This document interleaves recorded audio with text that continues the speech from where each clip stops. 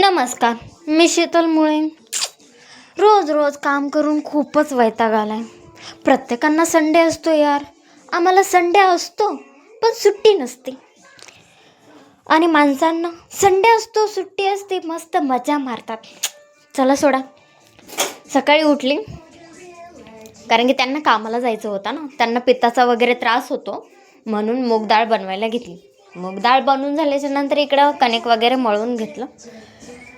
चपात्या पण फटाफट लाटून घेतल्या. तेवढ्यातच माझं पिल्लू आलं तर माझ्याकडे. झोपेतून उठलं बरोबर माझ्याकडे येते ती. तिला गरम गरम चपाती आवडते. न ब्रश करता चपाती खायला बसते.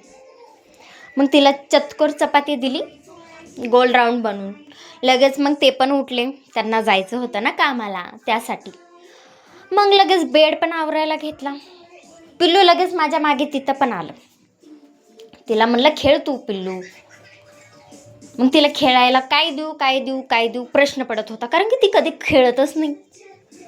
एक झालं की एक दे मम्मी दे. भाषा तर आणखीन मराठी येतच नाही त्यांना, बोलायला येतच नाही.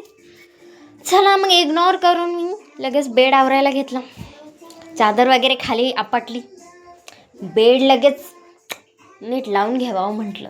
कधी कधी पिल्लूवरती काय ना काय खात राहतं ना, काय सांडतच राहतं. चिवडा वगैरे काही खाल्लं तर सांडतो, त्यामुळे झटकून घेतलं, नीट लावून घेतलं चारी कोपऱ्यांनी. तरी मला ती तिच्या भाषेत काहीतरी बोलत होती.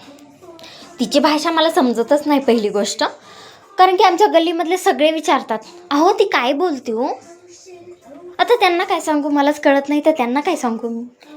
ती ना इंग्लिश भाषा आहे, ना हेंगडो भाषा आहे, ना जपानी, ना मराठी, ना हिंदी. चला सोडा. चादरची घडी घालायला घेतली. पटकन चादरची घडी घातली. मेन म्हणजे ह्या चादरीवर ना माझ्या पिल्लूला बसायला खूपच आवडतं. तेव्हा का लगेच त्या चादरी मुंडकं टाकलं तिनं बरोबर. चादरीची घडी वगैरे घातली मी पटकन. पिल्लू होतच तरी त्या चादरीला झटतच होतं. म्हणलं चल सोड पिल्लू, मला काम आहे भरपूर. भांडे वगैरे घासूया म्हटलं. भांडे घासायला घेतली तरी पिल्लू माझ्या मागं आलं. छतावर खेळू लागलं. मी तिला मागं वळून पाहत होते ती काय करतीये काय नाही. कारण की आमच्या छतावर खूप पाणी साठतं, पावसाचं पाणी. आणि मेन म्हणजे मला काम पण बाहेरच करावं लागतं. पाऊस उघडला की मी कामं करायला पटपट घेते. कामं करायला घेतली मस्त. भांडे तर एवढे पडले होते विचारूच नका. भांड्याची माझी काय दुश्मनी काय माहिती. एवढे पडतात ना, घासूच वाटत नाहीत. पण घासणार तरी कोण दुसरं, आपणच घासणार.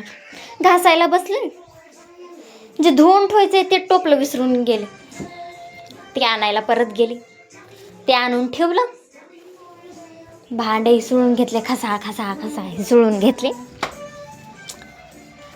काय करणार. प्रत्येक बायांना ना स्वयंपाक बनवायला आवडतो, सगळं काम करायला आवडतं. मेन म्हणजे भांडे घासायलाच आवडत नाहीत. काय माहिती. एक वेळेस कपडे धुवायला पण आवडतात. Oh my God. चला म्हटलं आता देवपूजा करून घ्यावी.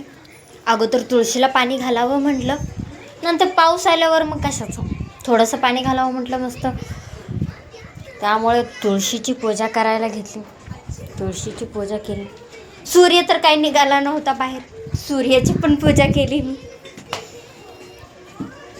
पाया पडले, म्हणलं देवा चांगलं होऊ दे. दुसरं काय बोलणार देवाला, हो की नाही.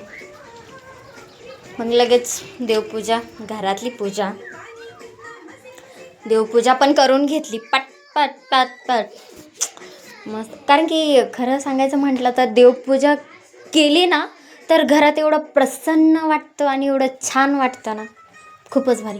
जर कदाचित कधी जर देवपूजा केली नाही ना, घरात असं म्हणजे अस्वस्थ वाटतं, करमतच नाही.